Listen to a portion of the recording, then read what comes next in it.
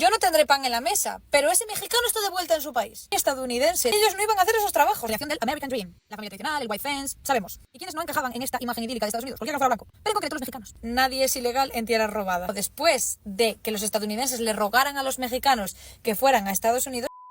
Hola, hola, guapetones. Hoy os traemos el vídeo de Gringos hunden el país por no trabajar como mexicanos. No es solo que es un país que haya sido levantado por migrantes, en concreto los ilegales. Es que es un país que a día de hoy depende profundamente de los migrantes, sobre todo de los ilegales. Una de las mayores consignas de Trump durante la campaña era abaratar el precio de cosas como la comida. ¿Y sabéis qué ha pasado? Todo lo contrario.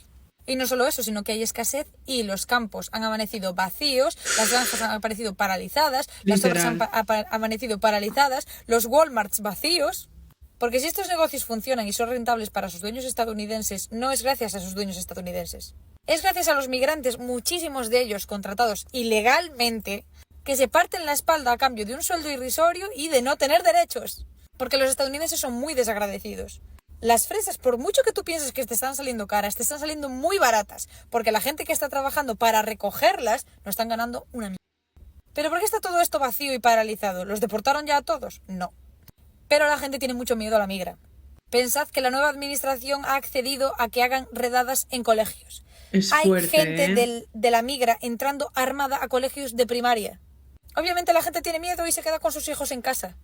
Antes de seguir, literalmente lo de que entren en colegios armados tampoco no me sorprende, porque luego hablan de que son un país en comparación con México que no tiene ninguna inseguridad ni nada de eso, pero realmente en los colegios no es difícil ver a gente armada. Y no hablo solamente, no hablo solamente de los policías. Es algo súper triste porque, como está diciendo, es que literalmente todo esto es gracias a los mexicanos que trabajan. Vamos a ver esta española cómo desmonta la historia de Estados Unidos y cómo defiende a los mexicanos. También hemos visto en la parte derecha un poquito los vídeos. ¿Has visto cuando los gringos estaban tirando sandía y ni hirvieron? No sirven realmente para trabajar.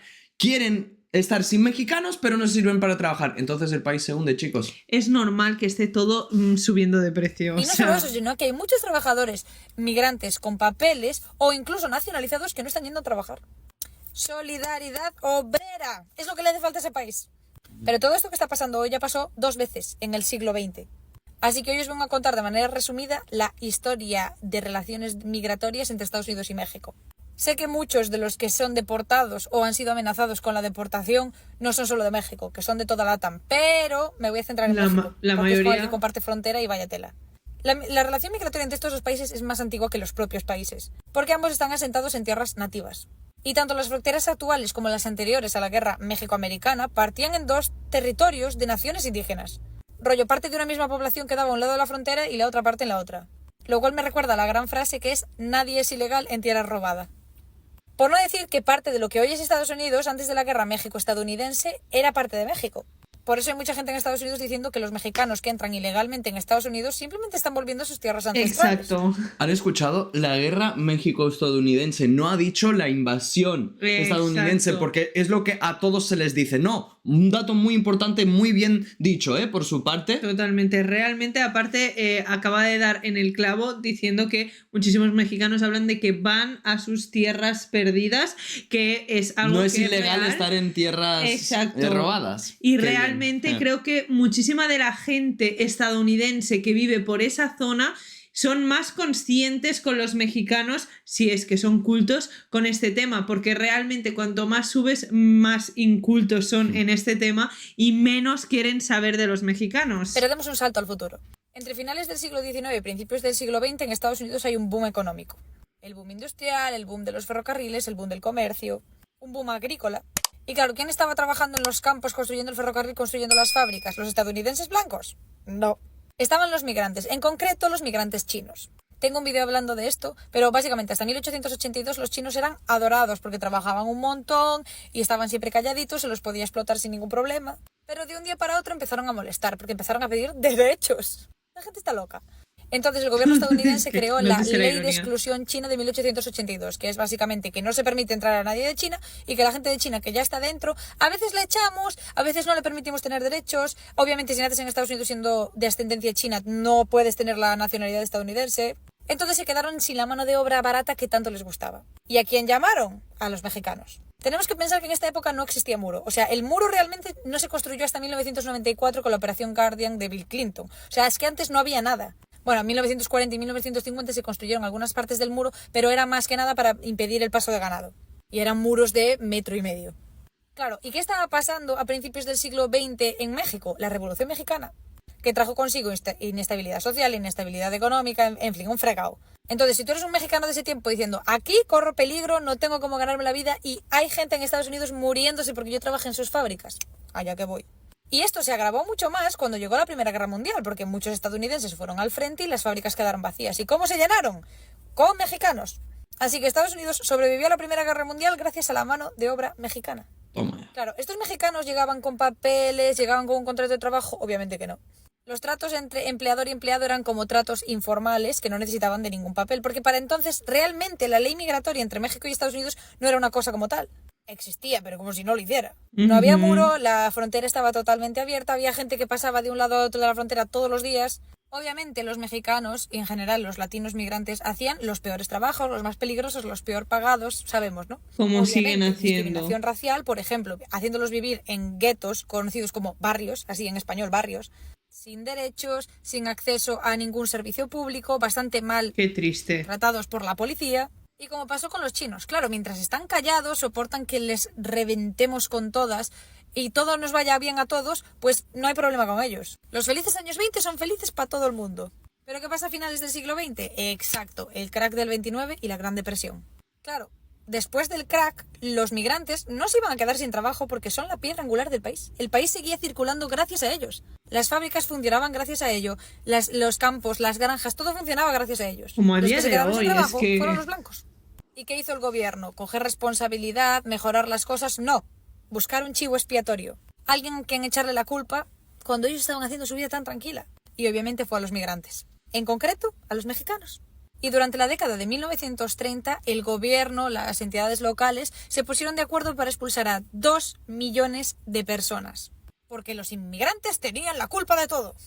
Ahí está lo que digo muchas veces, que hay que conocer la historia para no repetirla, porque realmente esto no es la primera vez que pasa y no es la primera vez que vemos que los mexicanos se dejan el alma y se parten la piel para trabajar en un país que no es el suyo, darle beneficio a ese país y que además ese país se queje, y es que además es el mismo con el que ya pasó Estados Unidos, que parecen unos desagradecidos, y me da muchísima rabia porque realmente, como ha dicho y como ha mencionado, al final es un país que realmente lo único que ha tenido también han sido nativos. Los blancos que realmente quieren echar a los mexicanos no son tampoco nativos de ese país. Se creen con más derechos que los mexicanos cuando los mexicanos están haciendo su trabajo. Y eso es lo que está pasando también ahora, y me parece muy triste que no se valore nada el trabajo. Pero es que resulta que el 60% de esas personas a las que deportaron eran estadounidenses.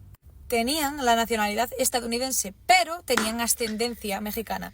Porque ¿cómo funcionaron estas deportaciones? Pues las autoridades llegaban a los barrios mexicanos con camiones en medio de la noche, hacían redadas, sacaban a la gente de sus camas, no les permitían coger nada, las metían en camiones como si fueran ganado y conducían hasta México para dejarlos al otro lado. Y no solamente lo hacían con las personas mexicanas, sino a cualquiera que pareciera mexicano. Tenías un apellido hispano o un color de piel un poco más tostadito, te vas. Muchos empresarios dueños de trenes y ferrocarriles ofrecieron billetes gratis a cualquier mexicano que se quisiera volver a su país. Y muchísima gente, por miedo de que le entraran en casa de noche, lo sacaran de su cama y los mandaran en un camión como ganado durante días sin comer y sin beber a un país que no conocían, porque recordemos que mucha gente era estadounidense, que solo hablaba inglés, vendieron sus cosas y se fueron voluntariamente. Porque es que obviamente además separaban familias. Rollo, se metían en tu casa al mediodía, te sacaban de tu casa, te mandaban a México y tus hijos en el colegio. Y cuando tus hijos volvían a casa... No estás. Fueron mandados a un país que no conocían por el simple hecho de tener antepasados migrantes. Pero cualquier migrante, obviamente no. No se echó a los irlandeses, que eran pobres como ratas y tenían cientos de miles de hijos y daban muy mala imagen a las ciudades. No se echó a los italianos, que eran los mafiosos más mafiosos de la época. Se echó a los mexicanos. Incluso se echaron a personas estadounidenses con ascendencia venezolana o colombiana a México y ellos en plan, que de aquí ni son mis padres. En un principio el gobierno los acogió con las manos abiertas, obviamente en plan sois mi gente, pero es que fue una debacle económica. El gobierno no tenía para ayudar a esa gente. Era gente que llegó sin nada, llegó con lo opuesto. Habían dejado sus casas, sus pertenencias, sus ahorros, todo en Estados Unidos. Bueno, le habían obligado a dejarlo. En el vídeo anterior expliqué cómo después de que los estadounidenses le rogaran a los mexicanos que fueran a Estados Unidos, en 1930 los habían expulsado como si fueran literalmente ganado, dejando a muchos en un país que no conocían, porque muchos eran estadounidenses nacidos en Estados Unidos que solo hablaban inglés, que no conocían México, que no tenían redes familiares ni de apoyo en México. Y diréis, es que los malos nunca lo pagan, a los malos todo les sale bien. Pues no en este caso, porque los trabajos que hacían migrantes quedaron vacíos. Los blancos no querían hacer esos trabajos. No disminuyó el paro echando a los migrantes, sino que las cosas se encarecieron aún más porque no había producción. Había escasez de muchas cosas. Y lo ¿Es que que más os suena? Exacto. ¿Os suena? Es la situación que está pasando por Estados Unidos ahora mismo. Realmente es tristísimo. Cuidado. Y es lo que digo, es que Cuidado.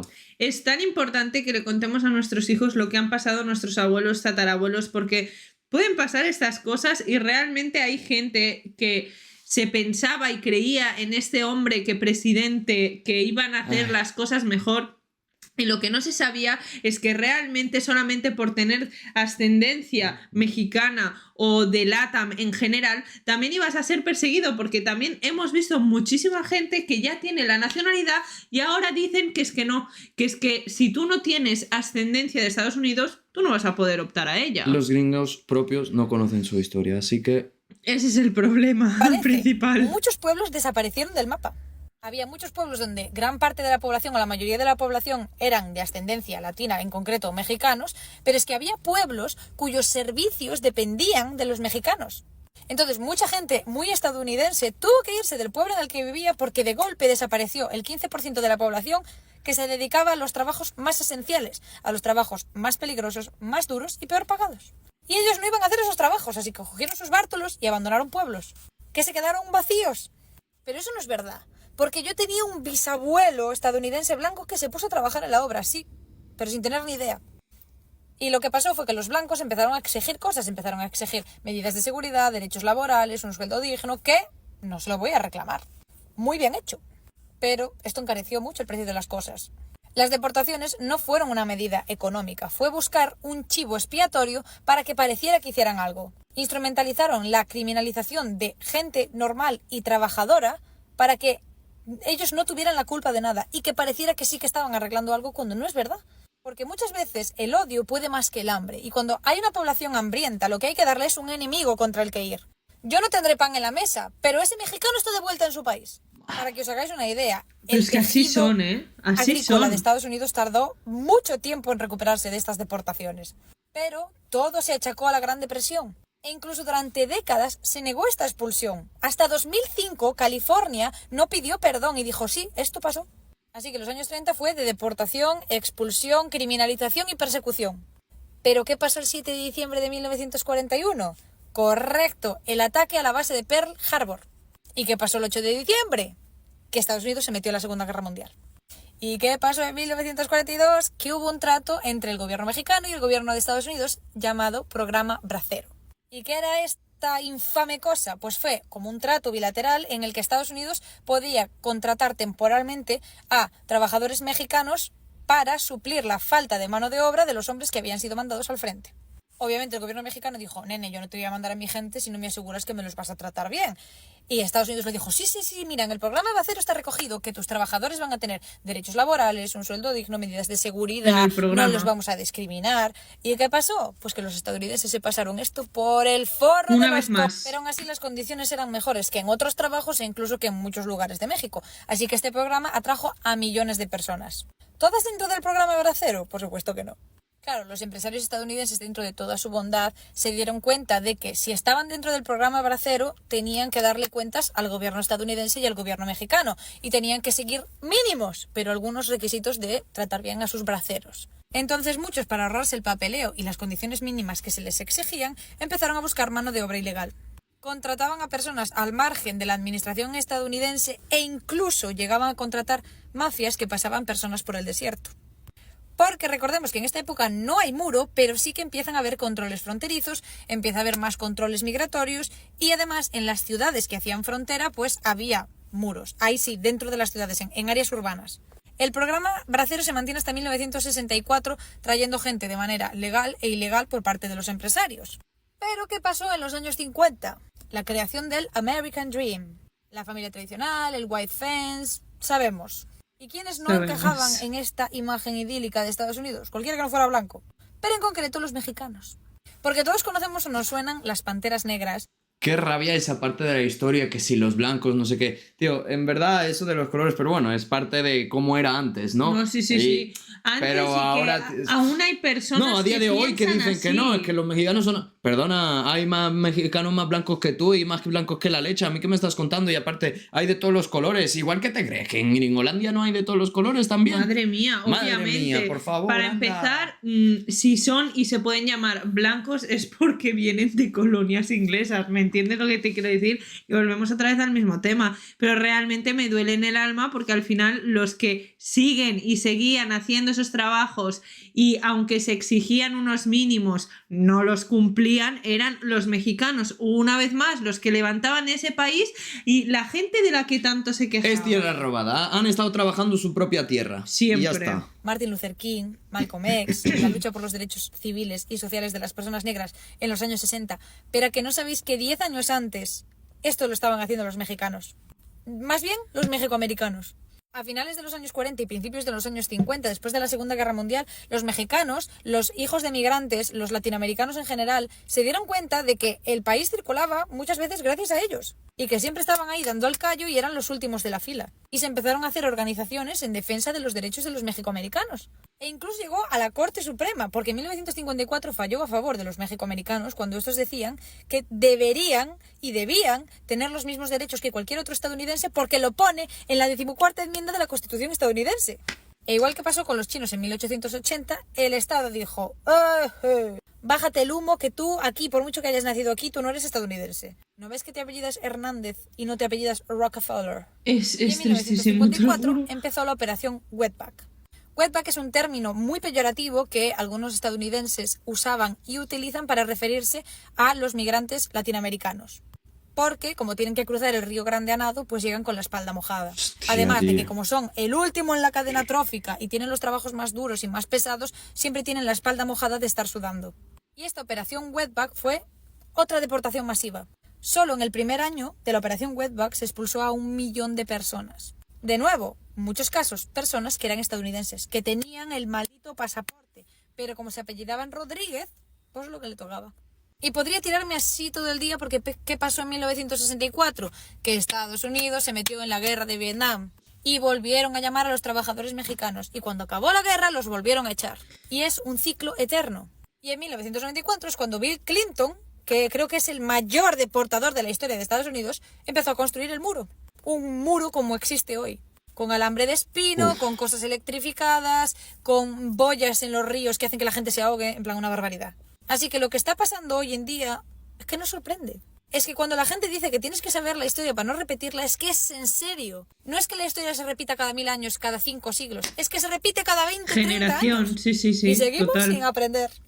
Brutal, sinceramente me ha encantado cómo lo ha Gran repaso. contado, o sea, brutal y sinceramente tengo que decir una cosa y es que es tristísimo que la gente no se dé cuenta de esta situación y no hablo de los mexicanos, hablo del mundo en general que también parece que sean ciegos y que no hay que ser muy listos para saber que esto ya ha pasado y que está pasando lo mismo y que se están tratando otra vez como si fueran borregos cuando realmente son personas que lo que hacen es tirar adelante un país que no es el suyo. Deberíamos de poner este vídeo a los gringos de verdad en inglés, no pasa nada, para que entiendan y que sepan un poquito de su propia historia y de quién ha levantado ese país realmente. Sí, todos los porque- migrantes, de los que todos ellos dependen, Sí. sus comidas y todo en la mesa. Sí que es verdad que ahora la gente más joven se intenta informar, aparte tiene pues muchísimos amigos mexicanos o latinoamericanos y Los defienden muchísimos, muchísimo hoy en día. pues eso, defienden, se intentan informar, pero los padres y los abuelos de estos realmente sin conocer la historia de su propio país